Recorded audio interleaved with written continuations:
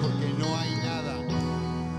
hay nadie que pueda hacernos tanto bien, que pueda hacernos sentir tan bien. Muchas gracias, Señor, por estar aquí en casa, disfrutando de tu maravillosa presencia, porque tú vienes, Señor, abrazándonos el día de hoy. Tu amor se derrama en nuestros corazones y tú vienes fortaleciendo nuestra fe. Gracias, Espíritu Santo, porque vienes como fuego del cielo, encendiendo nuestros corazones en pasión por ti, Señor. Tú eres el aceite santo que se derrama sobre nuestra cabeza. Tú eres el viento de Dios que sopla para llenarnos de vida. Te damos muchas gracias, Padre. Te amamos, Padre. Muchas gracias por amarnos tanto, porque abriste los cielos por causa de Cristo Jesús. Gracias, Señor, porque quitaste la barrera que nos separaba, nos reconciliaste y nos has unido al amor del Padre para hacernos tus hijos amados y herederos. Te adoramos. Dale fuerte en adoración y alabanza el aplauso al Señor. ¡Wow! ¡Wow! Muchas gracias, Señor. No hay nada mejor, no hay nada que tú, Señor. Amén. Amén. Muy bien, pues qué gusto verles, familia, el día de hoy. Y había un hombre que pues naufragó, su barco donde él iba se hundió y llegó a una isla desierta donde no había nada, no había nadie. Y bueno, tiempo después estuvo orando al Señor y clamando para que Dios lo ayudara, lo rescatara, lo salvara. Y finalmente, pues un barco a lo lejos llegó para rescatarlo. Entonces el capitán llegó a la isla y estaba intrigado porque le dijo el capitán: bueno, pues dimos aquí con usted, pero lo que más me intriga es porque aquí hay 3 chozas, porque él había puesto 3 chozas. Y dice: bueno, la primera es donde yo vivo, hice una choza para ahí poner las cosas que pude conservar, y ahí vivo en una choza. La otra choza es porque hice un lugar para alabar y adorar a Dios, es de la iglesia. Y le dice: ¿y para qué es la tercera choza? Lo que pasa es que en esa iglesia no me gustaba la alabanza y me cambié a la otra iglesia. Alto más profundo para reinar con el poder creativo. Es el tema de la conferencia del día de hoy, con la que quiero compartir y quiero orar. Les había comentado que la semana pasada estuvimos en un congreso de avivamiento que se llama Más Profundo. La verdad es que les decía yo que por más de 30 años hemos ido a todos los congresos, hemos escuchado a todos los grandes hombres de Dios que hay en México, en otras partes del mundo. Normalmente ya no voy casi a congresos, y sin embargo en esta ocasión pues ya sentí que sí iba a ser algo muy especial, porque conozco a Bill Johnson, había oído de John y Carol Arnott de Toronto, Canadá. Ellos tienen un ministerio muy reconocido en todo el mundo, porque en su iglesia en Toronto, en la Viña, dio comienzo un avivamiento que causó un gran impacto. Ellos reportan que más de 4,5 millones de personas viajaron a Toronto solamente para ir a su iglesia y poder recibir un toque poderoso del Espíritu Santo. Comentan que por 12 años tuvieron reuniones toda la semana, algo parecido a Asbury, pero esto fue un fuego impresionante. Así que yo hacía tiempo que quería tener la oportunidad de conocer la historia de este avivamiento, y la verdad respondió a mis expectativas en ese sentido, porque escuché de otro hombre poderoso de Dios, se llama Randy Clark, que yo no sabía que en realidad él fue a quien Dios usó para dar inicio a un avivamiento ahí en Toronto. Y bien, pues ahí en el evento me sorprendió la verdad, cuando en el segundo día de la conferencia John Arnott hizo un llamado a perdonar. Hizo un llamado a perdonar, y pues a mí me sorprendió también que hablara de algo como esto en una conferencia de avivamiento. Pero entendí que, porque lo hemos visto, avivamiento trae sanidad emocional a la iglesia. Avivamiento trae un despertar para vivir en identidad, para que la iglesia se posicione en el lugar que Dios le ha asignado como hijos amados y herederos de Dios, y de esta manera liberar el poder creativo para cumplir nuestro llamado con autoridad, a fin de alcanzar este mundo con la salvación de Cristo Jesús. Así que me extrañó, pero enseguida me conecté y entendí que en realidad esto era una confirmación para nosotros, para nuestro ministerio. Me sorprendió ver tantos cristianos bajar del lugar donde estábamos, en el gimnasio Juan de la Barrera en Ciudad de México. Tantos cristianos ir al frente para perdonar, para responder al llamado de perdonar. No hubo espacio suficiente. En mi cuenta de Facebook ustedes podrán ver ahí 2 videos que subí de una transmisión en vivo, invitando a la iglesia a unirse a orar, interceder por México, por este avivamiento. También compartí un video de este llamado, pero cuando yo empecé a hacer el video no llegaba todavía toda la gente seguía bajando hasta que ya no hubo espacio suficiente en ese lugar. Me sorprendió muchísimo porque, bueno, ¿por qué tantos cristianos siguen viviendo sin perdonar? ¿Por qué tantos cristianos que sabemos y hemos oído que hay que perdonar no están perdonando? ¿Por qué tantos cristianos, hasta que se hace un llamado en un evento como este, en una conferencia como esta, que por cierto vinieron de todo el país, aunque para todos los que debimos haber acudido, la verdad el lugar hubiera sido muy pequeño, el gimnasio Juan de la Barrera, que con una capacidad como para 3,000 personas, pues iglesias en avivamiento que anhelan el avivamiento, pues deberíamos de llenar el Estadio Azteca. Pero pues la realidad en México es que no hay iglesias que estén en el mover del Espíritu Santo. Y eso es algo que le di gracias a Dios, que nosotros hemos mantenido ese anhelo y esa hambre por Dios de vivir en ese fuego de su presencia y de su poder. Pero les decía, me sorprendió muchísimo que tantos, por lo visto, o en sus iglesias no les hablan de esto, o no están siendo discipulados, o también, como muchas veces sucede, pues finalmente después de tanto tiempo en la vida cristiana o de algún tiempo se dieron cuenta que era necesario perdonar. Algo tan básico, pero realmente es así. Yo pude confirmar, iglesia, una vez más que con el Evangelio de Jesucristo nos ha sido dado y hemos recibido un ministerio de sanidad emocional, para hacer vivir a la iglesia con identidad, para traer avivamiento, para que la iglesia esté viviendo en identidad de hijos amados y herederos y con autoridad para gobernar en este mundo. Pude confirmar, y esto es algo que le doy muchas gracias a Dios, porque en este ministerio hemos ministrado por más de 20 años cientos de personas que desde luego no cabrían aquí. Aquí deberíamos de tener 3 servicios a tope y reuniones entre semana.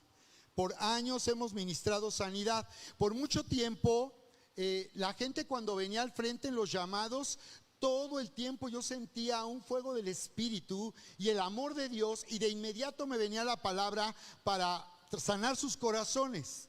Y percibía que todas las personas, constantemente los que pasaban, eran personas que necesitaban ser sanados porque habían sido lastimados. Y yo llegué a pensar que ya era yo.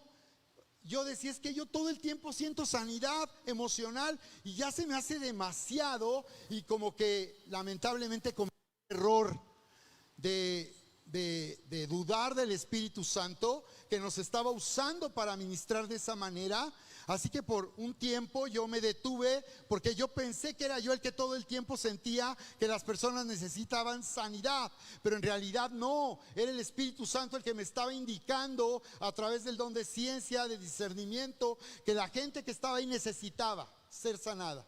Y constantemente yo sentía orar para que el amor venía como un fuego. Recuerdo que yo sentía todo el tiempo un fuego del Espíritu. Y sentía como la palabra, el Señor te está sumergiendo, Él te está bañando con su amor para que seas sanado. Después de un tiempo recapacité y me di cuenta que este es un ministerio que es indispensable con el que se esté trabajando en la iglesia. Por eso hemos desarrollado un discipulado con más de 35 años de experiencia, porque hemos ido perfeccionando, hemos ido desarrollando toda una estrategia para sanidad y todavía hay más que el Señor nos está dando. Y estamos preparando algo especial para la iglesia. En un tiempo, cuando ministrábamos sobre este tema, en los primeros años de nuestro ministerio aquí en Querétaro, escuchaba yo a la iglesia, cuando hablábamos de sanidad, hablar de una forma equivocada. El error de que todo el mundo se quejaba o se iba diciendo que habían sido lastimados. Se volvió un refrán: no es que me lastimaron, es que me lastimaron. Y después de pasado un tiempo que hemos ministrado, ahora el refrán ha cambiado y ahora el refrán es: no, yo ya perdoné, yo ya perdoné, yo ya perdoné. Incluso a mí, ahí por allá alguien cercano, un par de personas cercanas me llegaron a decir: pastor, necesitas perdonar. Y yo decía: no, yo ya perdoné también. Yo ya perdoné. Por cierto que por eso preferimos de la iglesia, preferimos que no nos se vengan a despedir, porque la verdad eso duele muchísimo. Prefiero que nos llamen por teléfono y nos digan: pastor, muchas gracias, ya saben, fue una bendición, wow, padrísimo. Ah, sí, ¿por qué no permaneces y te quedas? No, pues mejor llámame por teléfono y dime: pastor, muchas gracias, fuimos muy bendecidos, les amamos, y ya, no es necesario más. Porque sí, la verdad, esta iglesia y nuestro ministerio no es un lugar para congregar, hacemos familia. Se crean vínculos tan cercanos que la verdad, cuando alguien se va o deja de venir o algo pasa, se siente, duele, porque así es el amor de Dios. El amor de Dios nos hace sensibles, pero creo que es mejor que alguien nos eche una llamadita y nada más nos avise que gracias a Dios por nuestras vidas. Ah, ok, pero no te quedas, de todos modos te vas. O sea, que fue de bendición, pero no de tanta bendición. O sea, no entiendo. Mejor. Por cierto. Así que, sin embargo, miren, al oír hablar a las personas del tema, cuando les escucho que dan sus comentarios o su punto de vista sobre perdonar, observo que la gran mayoría de las personas que hablo de cristianos, sobre el tema de perdonar, no entienden qué es perdonar. Y su filosofía personal sobre perdonar es en realidad una excusa para no perdonar, para seguir viviendo sin perdonar. Y todavía, aunque enseñamos en qué consiste perdonar en nuestro discipulado, aquí no he hablado de qué es perdonar y en qué consiste. Los que han tomado nuestra conferencia de introducción a la paz del perdón saben de qué les estoy hablando. Hablo del poder de la terapia espiritual y hablo en el primer tema de qué es perdonar. Aquí no lo he hecho porque he querido atraerte para que tomes con seriedad esto y no vengas solo a una prédica dominguera a oír y irte con la idea de que ya te quedó clarísimo para no seguir para seguir igual viviendo sin perdonar a los que te han ofendido y que sigas enojado por algo que te dijeron o algo que alguien hizo. Esto es tan importante porque observen cómo en Lucas 4:18 que es una escritura que da cumplimiento profético en el ministerio de Jesús a lo que él dice en Isaías 61:1, dice proféticamente anunciando que vendría un Mesías, un rey ungido, que vendría a sanar los corazones quebrantados, y el Señor lo confirma. Y el día que entra a esa sinagoga y lee esta escritura, dice: hoy delante de sus ojos esta escritura se ha cumplido. ¡Wow! ¡Qué impresionante saber que no solo Dios anuncia lo que va a hacer, sino Él ya todo ha cumplido lo que Él tenía que hacer a favor nuestro, a favor de nuestra salvación, para darnos vida nueva y abundante? Pero ustedes recuerdan lo que dice Lucas 4:18: el Espíritu del Señor está sobre mí, por cuanto me ha ungido, decía el Señor Jesús. El Espíritu del Señor está sobre mí, por cuanto me ha ungido. Habla del poder del Espíritu Santo sobre él, ungir, derramar, untar. Habla de la presencia del Espíritu Santo sobre el Señor Jesús, capacitándolo para cumplir y hacer las obras de Dios. Por cuanto me ha ungido para dar buenas nuevas. ¿A quién?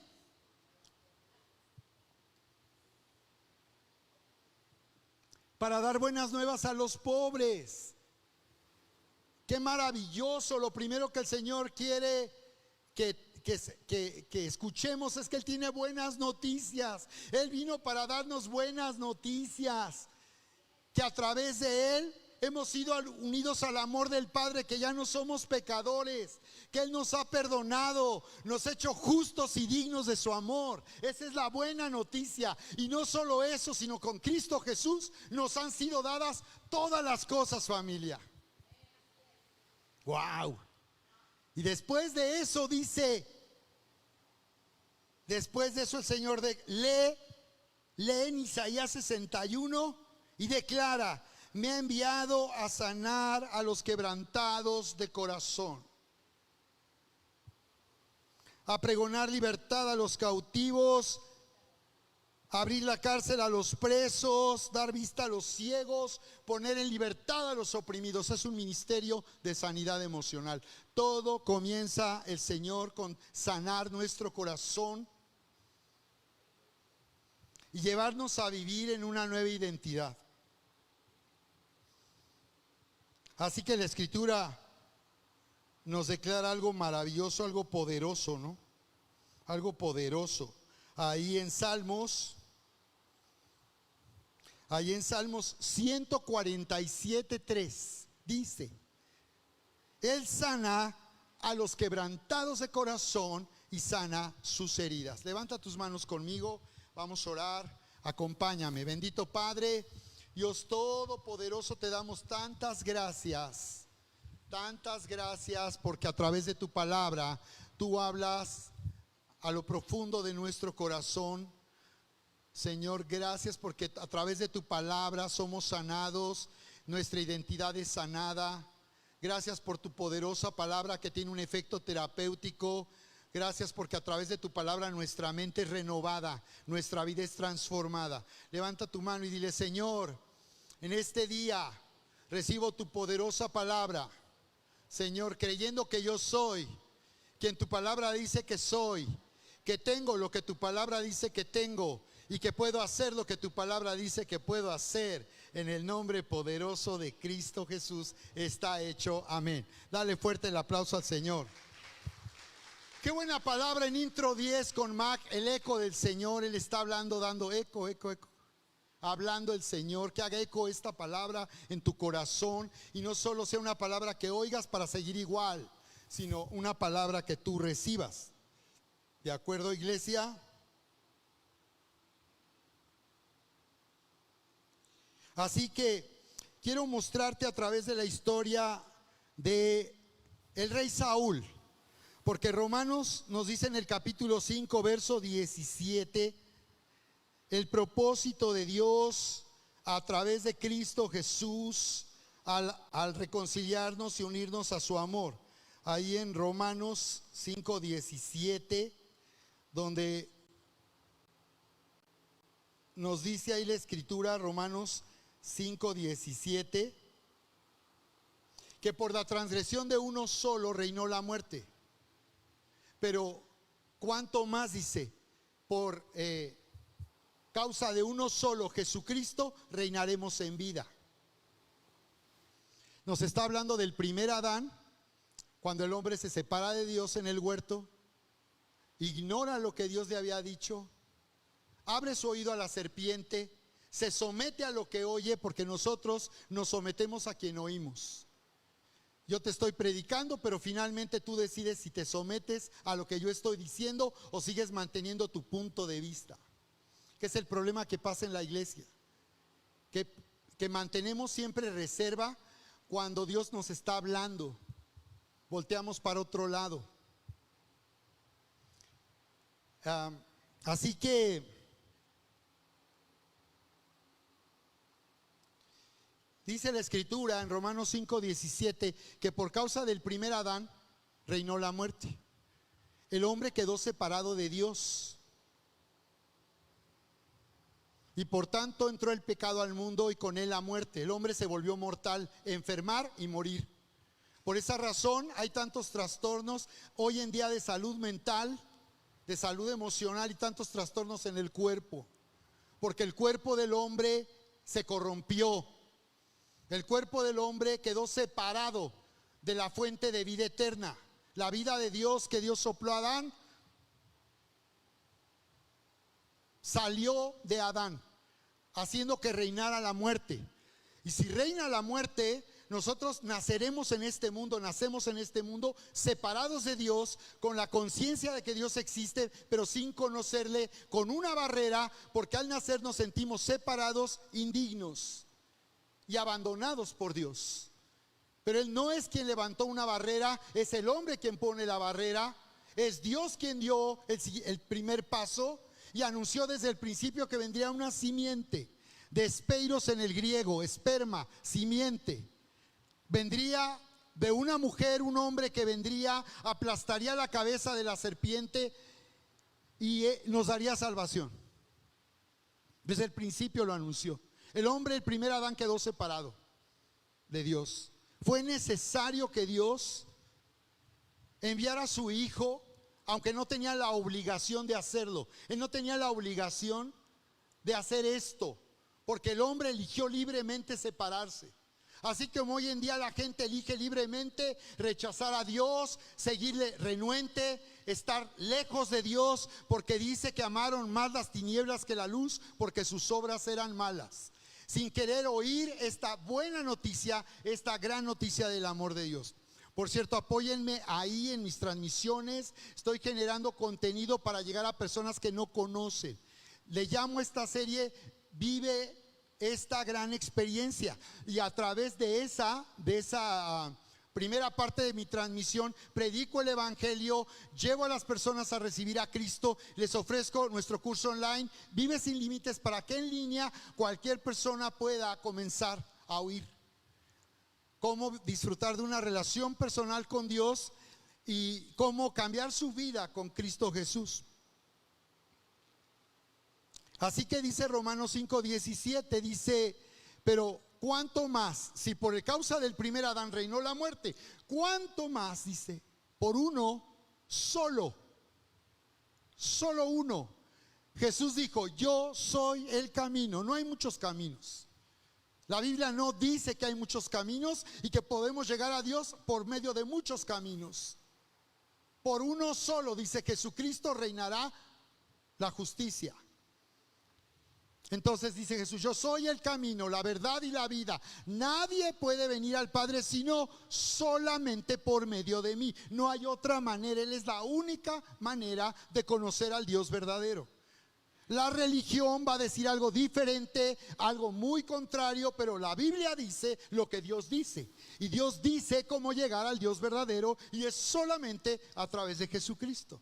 Dice entonces que hemos sido llamados para que a través de uno solo reine, dice, la justicia. Aquellos que reciben, dice, la abundancia de la gracia y el don de la justicia. Aquellos que reciben este regalo, porque un regalo lo puedes rechazar. Dios no obliga a nadie, y no porque Cristo murió en la cruz todos están. Todos están perdonados, pero solo aquellos que reconocen que necesitan ser perdonados por medio de Jesús van a ser perdonados. Los que reciben la abundancia de la gracia. Porque a través de Cristo tenemos vida nueva y abundante. Y a través de Él tenemos sanidad, prosperidad, abundancia, victoria sobre nuestros enemigos, rescate, salida, liberación. Y el regalo de la justicia, porque la justicia es un regalo. Por causa del sacrificio de Jesús, nosotros somos hechos justos. No es por tus obras, no es porque tú no haces lo que otros hacen, no es por lo que tú juzgas en la vida de otros que eso te hace justo, sino tenemos que llamado a vivir en la justicia de Dios que nos es dada como un regalo por medio de la fe. Amén. Dile al que está a tu lado: Dios te ha llamado a reinar en vida. Dios te ha llamado a reinar en vida. Así que en la historia de Saúl vemos, como en las grandes historias de la Biblia, podemos identificar la manera en que Dios interviene en el mundo para comenzar su obra, que es una obra de salvación.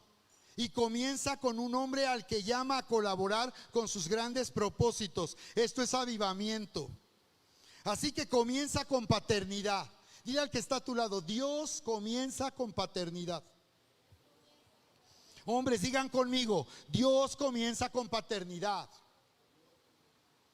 Los nuevos comienzos de Dios inician con paternidad, porque la paternidad de Dios es la fuente de donde proviene todo lo que existe. Yo sé que en nuestra cultura la percepción que tenemos de paternidad es negativa por la mala experiencia que hemos vivido en la familia, la gran mayoría de las personas.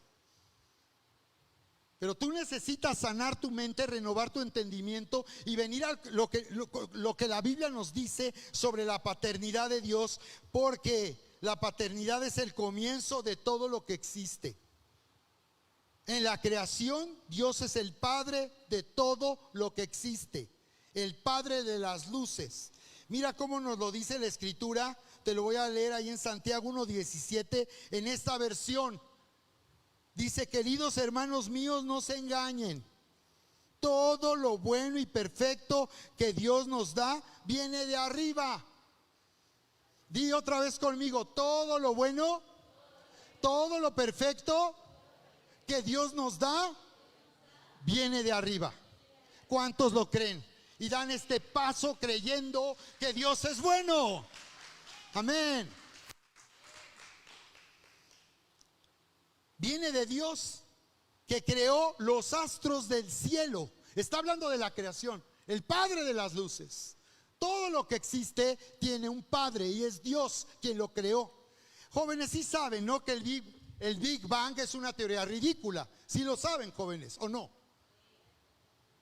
Y cuando tú vas a la prepa y la universidad, tienes que aprender a permanecer en tus convicciones. ¿Sabes en dónde, papás y mamás, los chavos cristianos se confunden y dónde abandonan sus convicciones de fe? ¿Sabes dónde pasa eso?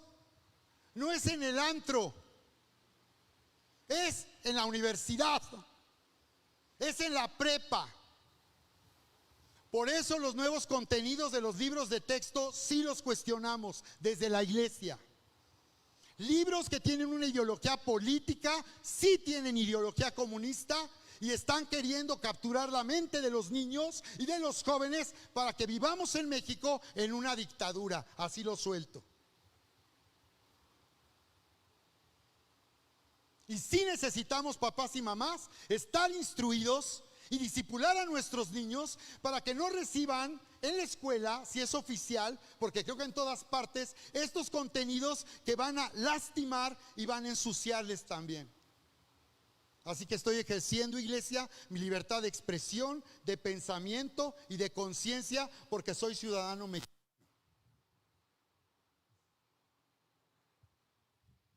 Así que muy atentos a lo que va a estar pasando. Deberíamos de estar como iglesia activos, pidiendo a este gobierno que siga lo establecido por la ley para aprobar contenidos educativos. Se tenía que haber hecho una consulta con los padres de familia. Salud. Se tenía que haber hecho todo un proceso. para que estos libros pudieran tener la aprobación de la sociedad, de la comunidad, consultar a los maestros. No se les consultó. ¿Por qué? ¿Por qué no quieren consultar a la sociedad? ¿Por qué dicen que son libros muy bien elaborados? ¿Y por qué omiten decir que no consultaron a los papás? Ay, se me nota que estoy indignado, ¿verdad? Realmente me preocupa mucho lo que viene para esta nueva generación de niños y jóvenes. También sé que los pastores no hablan de esto.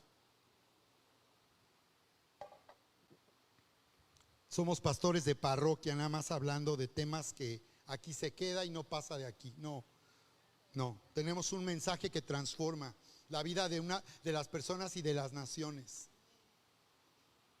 Bueno, la historia del rey Saúl, les decía entonces, es una historia fascinante. Te invito a que leas primero de Samuel capítulo 9 y capítulo 10, de cómo Dios trabaja.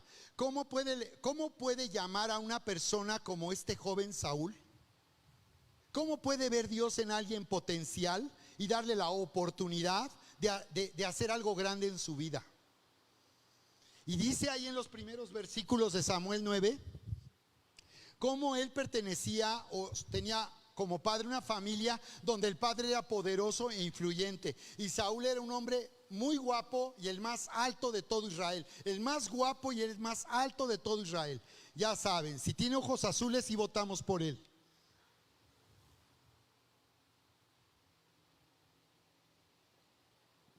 Y dice la Biblia como él no tenía la atención de su papá. Y como cuando al papá se le perdieron las asnas, lo cual es un gran negocio de carga, dice que Saúl, el papá le pidió que fuera a buscar a las asnas y Saúl se apuntó de inmediato porque él quería complacer a su papá. No tiene nada de malo eso. Qué padre por los hijos que de verdad les interesa mucho agradar a un papá, hacer enojar a un papá, hacer algo contrario a la voluntad de su papá. Yo por eso acerté en mi matrimonio con Erika, porque pude haberme casado antes y pude escuchar la voz de mi papá, que no estuvo de acuerdo con otra persona con quien yo había conocido años atrás, cuando yo no conocía a Cristo, pero ya mi papá. Y entonces Saúl va por las asnas y se pierde. Pero es increíble, es maravilloso ver que Dios a través de estas circunstancias, a través de pérdidas, nosotros podemos encontrar un gran tesoro, iglesia. Porque él estaba perdido por esas asnas. Y tú puedes ver, por cierto, un principio de paternidad en el verso 7, porque piensan en ir a buscar consejo de Samuel. Dicen, Samuel nos va a decir dónde están las asnas, el hombre de Dios, el profeta. Wow, qué confianza, ¿no? De que yo le vaya a preguntar al pastor dónde quedaron las llaves de mi carro. Algo parecido, ¿no? Bueno, pueden llamarme, pastor, ¿no te mostró el Señor dónde están las llaves de mi carro? Igual sí me lo muestra, ¿eh? Y eso fue lo que pasó en realidad. Pero Dios estaba preparando un encuentro con el hombre de Dios, con el profeta Samuel. Pero fíjate el principio de honra que hay en la paternidad en el verso 7, porque dice, le aconseja el asistente, su escudero a Saúl, o que vayan a ver al profeta. Verso 7, vamos pues, le dice Saúl, pero ¿qué le llevaremos a ese hombre? Ya que ni siquiera nos queda pan en la alforja, no tenemos nada que ofrecerle al profeta. Qué interesante que Saúl tenía un principio de honra y él entendía que esto no es lucrar con la vida espiritual, que dar a Dios dinero no es lucro, sino estaba entendiendo que cuando tú ves a alguien importante, tienes que honrarle también de esa manera, no solo con halagos, no solo gracias a Dios por tu vida, qué bendición, sino que ellos estaban preocupados porque no tenían nada en la bolsa ni en la cartera. Y en el verso 8 el criado le respondió, tengo en mi poder una pequeña moneda de plata, se la daremos al profeta para que nos indique el camino, es decir, por dónde encontrar las asnas. Y cuando llegan al profeta, ya Dios le había hablado a Samuel que el joven que él iba a conocer ese día, Dios lo había llamado a ser el rey de Israel y le dio la instrucción a Samuel de que ungiera a Saúl como el primer rey de Israel. Y cuando se encuentran y eso sucede, Dios le da a través de Samuel le da una palabra que la podemos ver en el capítulo 10 de este primer libro de Samuel. Y tú vas a ver, hay 3 señales que el profeta le da a Saúl para que él pueda entrar en este llamado y pueda recibir una capacidad sobrenatural para gobernar sobre Israel. Y aquí quiero que veas el principio de paternidad. Para que Saúl pudiera hacer algo como esto en su vida, para hacer grandes cosas en la vida, se requiere paternidad espiritual. Está la paternidad de Dios y todos decimos sí. Muchos cristianos dicen: el Señor es mi pastor y nada me faltará. Sergio es mi pastor y todo me faltará. Entonces, el principio de paternidad es que Dios, a través de la paternidad, que reproduce su paternidad, porque Dios desde luego es nuestro Padre, pero Él a través de hombres, a través de pastores, de ministros, Él establece una paternidad espiritual en su iglesia. Y esto es algo que ustedes hombres primero tienen que considerar. Antes que nadie, ustedes hombres necesitamos paternidad, necesitas paternidad. Allí en el evento, John Arnott hizo una pregunta clave a toda la gente que estaba ahí. Levante la mano quien quiere ser como su papá. Levante la mano quien quiere ser como su mamá. Y bueno, pues nadie levantaba la mano, ¿verdad? Obviamente la gran mayoría de las personas no quisieran ser como su papá, porque evidentemente traen conflictos desde entonces. Entonces dice Arnott: ahí veo la mano de un joven que se está levantando. Y dice: justamente se le está levantando su papá. Ese fue el único que levantó la mano. Un joven al que el papá le estaba levantando la mano, pues era broma, no se estaban ahí divirtiendo. Desde luego. Hombres, necesitas paternidad. No solo ir un predicador, un maestro. No una iglesia aprendida, que tenemos una iglesia aprendida, no una alabanza increíble. Necesitas paternidad. Dile al que está a tu lado: lo que tú necesitas es paternidad. El problema con muchos que ya tienen tiempo en la vida cristiana es que piensan que eso ya caducó, que ya les tocó su tiempo en que veían al pastor en una paternidad y pedían consejo y escuchaban. Y yo le decía a un grupo de pastores que ministramos el día viernes con Erika, ¿o no? ¿Qué fue el viernes? El jueves nos invitó un apóstol que tiene una red de pastores aquí en Querétaro. A Erika llamé a ministrar y fue un placer ministrar a esos pastores. Y le decía yo: ¿cómo ves, pastor? Yo veo que en la iglesia se ha perdido el principio de paternidad. No, pues tienes razón. Y cuando le hablaba de esto a los pastores, veía que los pastores están de acuerdo, estamos de acuerdo. Es decir, nosotros aquí discipulamos para que tú no dependas de nosotros. Nosotros aquí te hemos enseñado y te hemos discipulado para que desarrolles la habilidad, la fe de depender de Dios. Pero esto es algo que tiene como base un principio de paternidad espiritual. Así que Saúl, wow, recibe una tremenda oportunidad. Él era inseguro, como tú comprenderás, era acomplejado, como tú comprenderás. Cuando le dan esta palabra, él dice: ¿cómo me dices esto a mí? Yo que pertenezco a la familia más pequeña de Benjamín, y Benjamín es la tribu más pequeña. Y cuando uno lee eso dice: pues sí, pobrecito, ¿no? Hasta muchos comentaristas piensan que él habló con modestia o con humildad. No habló con humildad ni con modestia. Habló así porque era un joven acomplejado. Porque él era inseguro, temeroso. Por eso oyó la voz del pueblo. Por eso tenemos una crisis de liderazgo en la nación y en el mundo, porque tenemos políticos corruptos que solamente siguen intereses de sus partidos y oyen lo que a ellos les conviene y se guían por la voz del pueblo, cuando lo que la nación necesita es sabiduría de lo alto. Por eso Saúl fracasó, ¿saben? Si tú lees primero de Samuel capítulo 15, te vas a dar cuenta que él perdió su corona. Perdió su corona porque no supo vivir con paternidad espiritual. A ver, agárrate así la cabeza. ¿Sí está ahí tu corona todavía? Porque aquí hacemos que la corona brille. Aquí en esta casa honramos la vida de cada persona que llega con nosotros. Hemos tenido la oportunidad de restaurar y levantar ministerios, como por ejemplo el pastor Edgar Zapata. Recuerdan que él estuvo viniendo un tiempo con nosotros. Edgar nos agradece tanto por lo que recibió aquí en la iglesia, porque aquí hay una atmósfera de sanidad. Él venía muy confundido, muy desanimado.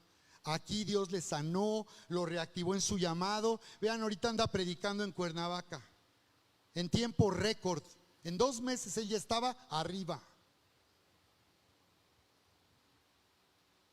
Es paternidad espiritual.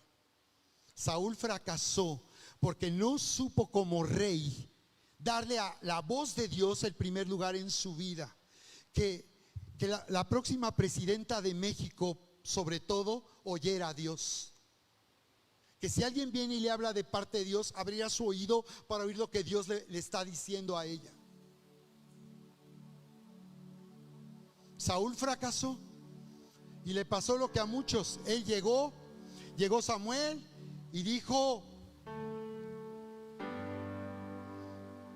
fue a un encuentro con él y sale Saúl y le dice: ¿cómo estás, profeta? Qué padre que me ves. ¿Cómo estás? No, aquí obedeciendo la voz de Dios. Ah, sí, le dice el profeta. Y si tú dices que has oído la voz de Dios y le estás obedeciendo, porque qué interesante, dice que oír. Saúl fracasó porque no supo poner la voz de Dios primero y por encima de todo. Tú tienes que poner, esposa, la voz de Dios por encima de la de tu esposo. Muchas esposas pudieron haber aconsejado bien a su esposo, pero como no pusieron la voz de Dios antes que la suya, porque toda autoridad que ha sido dada a alguien no es una autoridad incondicional. El error que en las iglesias se ha cometido es que se les ha enseñado mal acerca de sujetarse a un esposo y creen que la sujeción es incondicional, y no. Si lo que tu esposo dice y está haciendo no va de acuerdo a lo que Dios dice, tú tienes la autoridad para cuestionarlo y exhortarlo. La autoridad de un esposo no es la de Dios, él no es Dios. Los esposos somos hombres que se nos ha delegado una autoridad. Pero Erika, yo le permito que ella me exhorte, que ella hable a mi vida, porque yo puedo estar en un error. Entonces, por eso fracasó Saúl.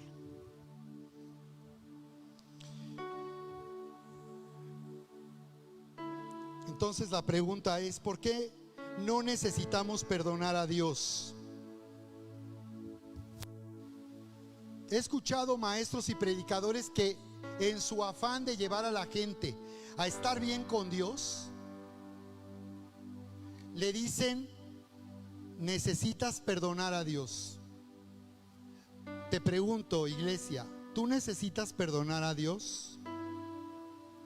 ¿Hay algo que tienes en contra de Dios o que has levantado una barrera porque tú crees que Dios ha fallado, que te ha hecho daño, que te ha causado mal y necesitas perdonarlo?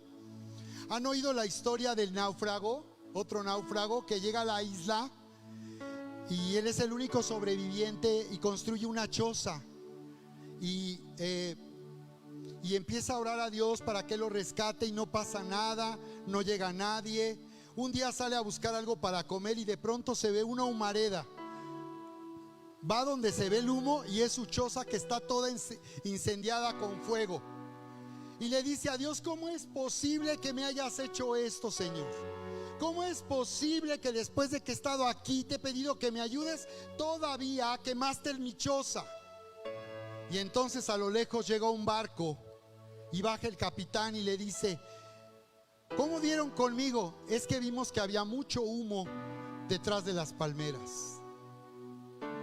¿Cuántas veces hemos pensado que las pérdidas son algo por lo cual nosotros, o aquello por lo que estamos sufriendo, es algo por lo que culpamos a Dios? No necesitamos perdonar a Dios. Y me molesta cuando alguien predica o enseñe que la iglesia perdone a Dios. Predicar o enseñar así es espantoso. Dios no nos ha hecho ningún mal, ni nos ha causado daño. Más bien, Dios no tenía por qué amarnos como lo hizo, ni estaba obligado a salvarnos. Más bien nos amó siendo pecadores y envió a su Hijo para que tengamos vida y vida en abundancia. ¿Cuántos lo creen? Que el Señor vino para que tengamos vida y la tengamos en abundancia. ¿Cuántas personas culpan a Dios de la condición en que nacieron sus niños? Entonces mira, Jan, tus niños no están en esa condición porque Dios lo permitió. Eso es mentira. Un niño no nace así porque eso sea lo que Dios quiso para probar no sé qué cosa. Eso es falso. No sé si tú recuerdas, Jan, en una entrevista que hice ahí con Estelita, cuando hablábamos de este tema, no sé si recuerdas que le dije: quiero que sepas, Estelita, que Dios no es el causante de la condición en que están tus niños. Y vi que se sorprendió, porque muchos piensan que las tragedias personales y lo que han sufrido en la vida, de eso Dios es culpable. Y culpan a Dios y están mal con Dios. Mientras tú creas que Dios te ha causado daño, si tú sigues creyendo que Dios es el responsable de una pérdida, de una tragedia, de algo malo que te pasó, no podrás disfrutar de su paternidad, no podrás disfrutar de todo lo que Dios tiene para ti, porque hay una barrera en donde nosotros tenemos una barrera con Dios.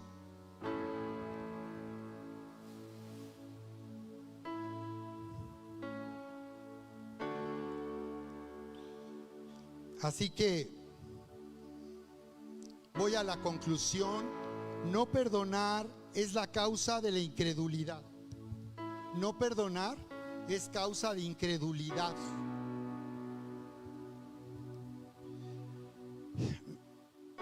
Me hubiera gustado escuchar más bien a John Arnott decir esto ahí en Marcos capítulo 11. Marcos capítulo 6, verso 6. Dice que Jesús estaba asombrado de la incredulidad de ellos y recorría las aldeas enseñando. Ve el verso 4.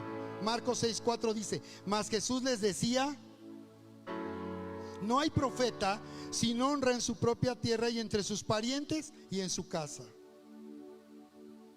Y no pudo hacer allí ningún milagro en Nazaret, porque como la gente lo conocía de niño, tenía tanta cercanía con Jesús que no podía creer que ese niño que vieron nacer y crecer, o más bien vivir en Nazaret, porque él nació en Belén, no podían creer que ese fuera el Mesías prometido. Dice que no pudo hacer allí ningún milagro, salvo que sanó a unos pocos enfermos poniendo sobre ellos las manos. Dice, y estaba asombrado de la incredulidad de ellos. No perdonar es causa de incredulidad. Estaba asombrado de la incredulidad de ellos. ¿Por qué no hizo milagros en Nazaret? ¿Por qué tan solo sanó a unos pocos enfermos? ¿Por qué? Por causa de la incredulidad. Y dice que estaba asombrado de su incredulidad y que por tanto recorría las aldeas enseñando. ¿Por qué después de encontrarse ahí con incredulidad comenzó a enseñar el Señor? Porque era necesario sanar, lavar la mente, lavar el corazón con creencias equivocadas que tenían sobre Jesús. Era necesario que la verdad de la palabra quitara de la mente y del corazón creencias equivocadas, para que entonces se pudiera liberar el poder creativo del evangelio y el poder de Dios pudiera manifestarse. Por esa razón es que el discipulado es necesario para poder vivir la vida en Cristo y liberar el poder creativo. Porque si no cambiamos nuestra manera de pensar, si pensamos que porque lo que recibimos en un tiempo en la vida cristiana es suficiente y ya no necesitamos más, lo que estará ocurriendo es que vamos a sufrir pérdida.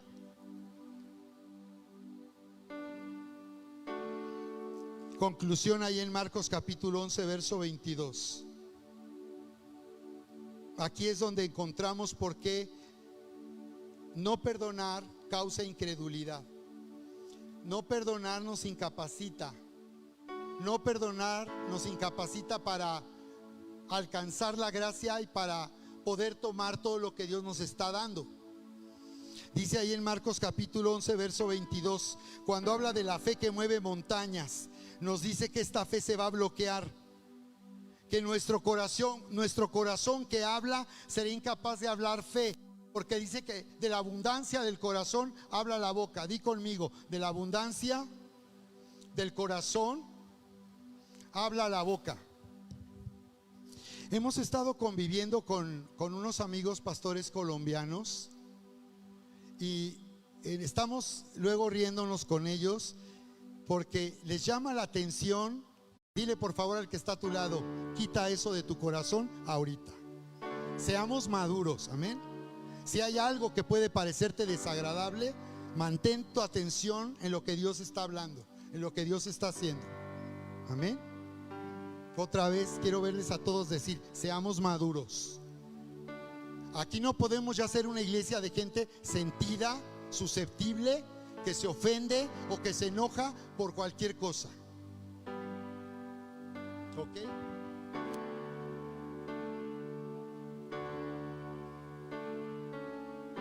Jesús dice ahí, cualquiera que le diga a este monte, quítate y échate en el mar, y no dudar en su corazón, sino creyere que será hecho lo que dice, lo que diga le será hecho. Por tanto les digo que todo lo que pidan orando, crean que lo han recibido y entonces vendrá. Y cuando estén orando, dile al que está a tu lado, cuando estés orando, dile a alguien que está atrás de ti, si no hay alguien a tu lado, dile, cuando estés orando, dile, cuando estés orando, ¿qué tienes que hacer?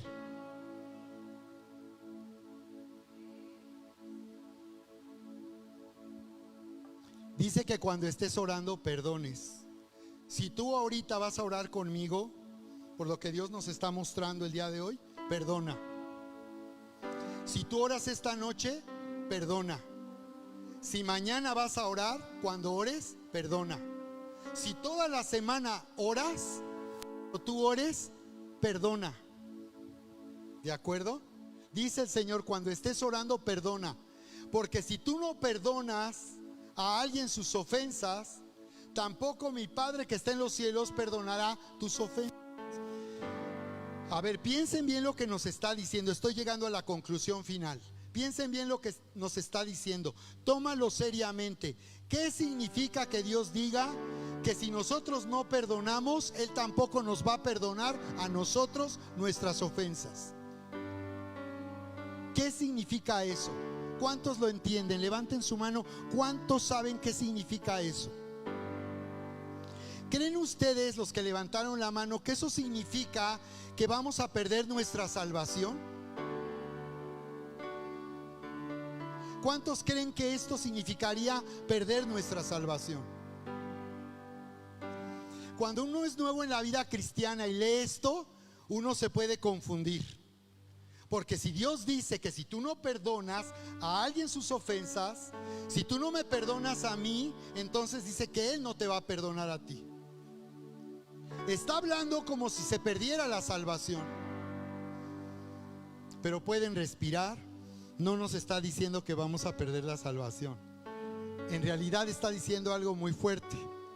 Agárrate de la silla por lo que voy a decir. Agárrense de la silla. Porque hoy dije cosas muy fuertes, ¿verdad? Agárrense de la silla. Lo que está diciendo es que si no perdonamos, estás en pecado. ¿Oyeron bien?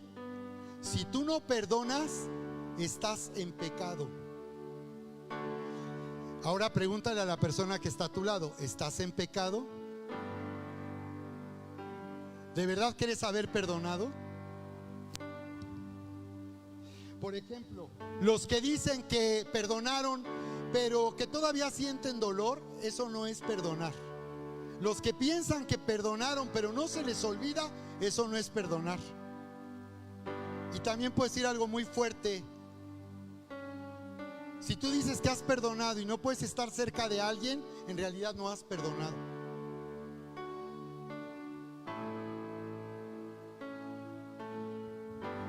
Entonces nos está diciendo el Señor, nos está llevando al poder terapéutico del Espíritu Santo. El poder terapéutico del Espíritu Santo.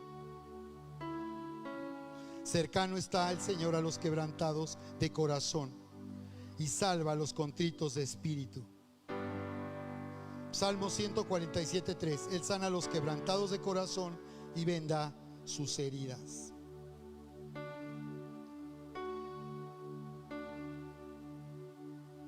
Más alto, más profundo, para reinar con el poder creativo. El poder terapéutico del Espíritu Santo, de su palabra, consiste en llevarnos más alto, a vivir en la grandeza de Dios, en la majestad de Dios, a vivir en la autoridad, en el poder de los hijos de Dios. El poder terapéutico del Espíritu Santo nos llevará más profundo, a vivir en el corazón de Dios. ¿Sabes, iglesia, qué es vivir en el corazón de Dios? Más profundo, en el corazón de Dios. Porque vivir en el corazón de Dios nos hará vivir en su voluntad, que es buena, agradable y perfecta. En vivir en todo el bien que Dios tiene para nosotros.